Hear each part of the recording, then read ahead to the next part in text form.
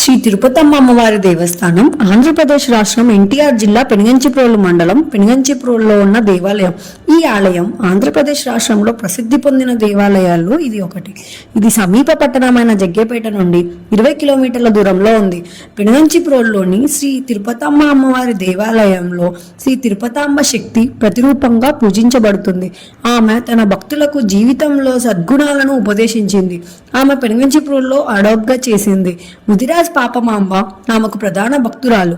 ఆమె ముదిరాజ్ పాపమాంబ కుటుంబ సభ్యులను ఆలయంలో పూజలు సేవలను నిర్వహించమని ఆదేశించింది. జానపద కథల ప్రకారం పురాతన కాలంలో పెనుగంచిప్రోలులో 101 దేవాలయాలు ఉండేవి. అయితే వాటిని పెదకంచిపురంగా గుర్తించారు. గుడి పక్కనే మునేరు అనే వాగు ఉండేది.